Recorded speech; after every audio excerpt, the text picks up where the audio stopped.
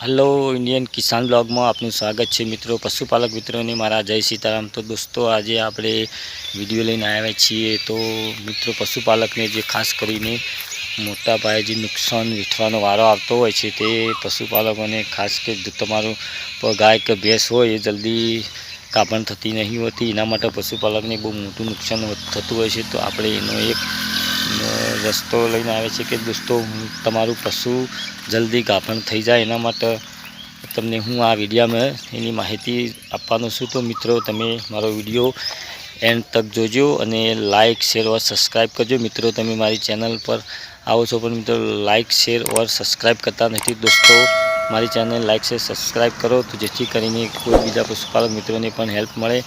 તો દોસ્તો મારી બીજી ચેનલ છે તેમાં પણ મારે સબસ્ક્રાઈબ 10,000 ઉપર છે। તો દોસ્તો તમે મારી ચેનલને ફૂલ સપોર્ટ આપો અને આપણે આ ચેનલ પર પશુ વિશેની માહિતી લઈને આવીએ છીએ। તો દોસ્તો પશુ ગાભણ થઈ જાય દરેક પશુપાલકને મારા જય સીતારામ મિત્રો। તો આજે આપણે ઘણા સમય બાદ ચેનલ પર આવ્યા છીએ મિત્રો। તો હું થોડા સામાજિક કામમાં પણ હતો એટલે માટે હું આ ચેનલ પર હમણાં આવી શકે નહોતો મિત્રો, અને ઘણો સમય થઈ છે। તો મારો આ વિડીયો બહુ લોંગ સમય આવે છે મિત્રો।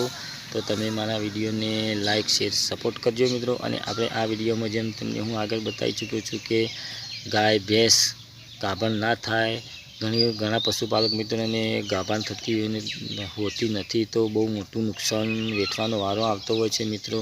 તો આપણે પશુ ગાય કે ભેંસ હોય તે કોઈને પડી ના રહે અને તેને નુકસાન ના વેઠવું પડે એના માટે હું એક રસ્તો સારો લાવ્યો છું કે જે મારે ખુદનો અનુભવ છે। હું વિડીયામાં કોઈ પણ વાત લાવું કે કોઈ પણ તમને વાત જણાવું છું તો દોસ્તો હું કંઈ એમને જણાવતો નથી મિત્રો, કે જેથી એ વિડીયાની અંદર કે જે મને લાભ થયો હોય એ હું તમારે આગળ શેર કરું છું મિત્રો। તો તમે પણ કોઈ બીજા જોડે શેર કરજો આ વિડીયો કે જેને કોઈ પશુ પડી ના રહે, ગાભણ થઈ જાય મિત્રો। કારણ કે પશુપાલક મને બહુ મોટું નુકસાન એ જ હોય છે કે અત્યારે મૂંગા ભાવના ઘાસ ચારા એને ખવડાવવાના હોય પશુપાલક મિત્રો, એને ખોણ આપવાનું હોય છે બધું, તો એને નુકસાન બહુ મોટું આવતું હોય છે। તો દોસ્તો તમે તમારી ગાય ભેંસ પડી ના રહે એના માટે હું એક જે મારો ખુદનો અનુભવ હું તમારે આગળ શેર કરું છું દોસ્તો।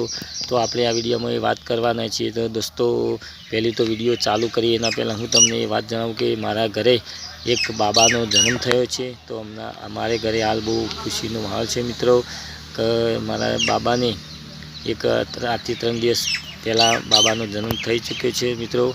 તો અમને પણ બહુ ખુશી છે અને તમે પણ ખુશ હશો મિત્રો। તો આજે વિડીયોમાં જણાવું તો દોસ્તો તમે તમારી ગાય હોય કે ભેંસ હોય કોઈને ગાભણ ના થતું હોય તો એને તો પહેલાં તો તમારે જોવું પડે કે મિત્રો એ તમારી ગાય કે ભેંસ કેટલા દિવસ સુધી ગરમીમાં રહે છે। કોઈ ગાય કે ભેંસ ઘણી વખત 4-5 દિવસ ગરમીમાં રહેતી હોય, કોઈની 2-3 દિવસ રહેતી હોય।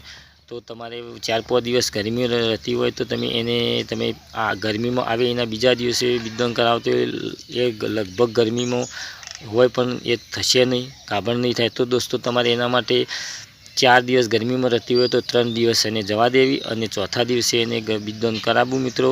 તો તમારી જરૂર એક ગાય હોય કે ભેંસ હોય ગાભણ થઈ જશે। તો મિત્રો હું મારી પણ એક ગાય અને ભેંસ એ રીતે હતું તો એને હું એ રીતે કરી। તો મારી અત્યારે હાલ તમે જોઈ શકો છો, હું તમને બતાવું, આ જોટી દેખાય છે એને મેં 4 થી 5 વખત બિદન કરાવ્યા પણ રિપીટ થયા જ કરતી હતી દોસ્તો।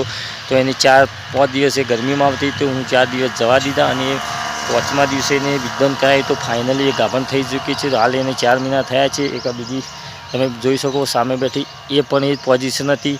તો એને મિત્રો ડૉક્ટરની મિસ્ટેક હતી કે ઘણી વખત ડૉક્ટરોમાં પણ આ પ્રોબ્લેમ બનતા હોય છે કે ઘણા ડૉક્ટરની બિદન જે એને આપવાનું હોય એ જગ્યા ઉપર પહોંચાડતા નથી હોતા, તો એના લીધે પણ તમારી ગાય કે ભેંસ ગાભણ થતી નહીં હોતી મિત્રો। તો તમે ખાસ તો એક ડૉક્ટરને પણ તમે ચેન્જ કરી દેજો, ડૉક્ટરના અનુભવ પણ તમે લઈ શકો છો કેવો ડૉક્ટર કેવો, કારણ કે મારે હાલ 2 થી 3 ડૉક્ટરો આવે છે।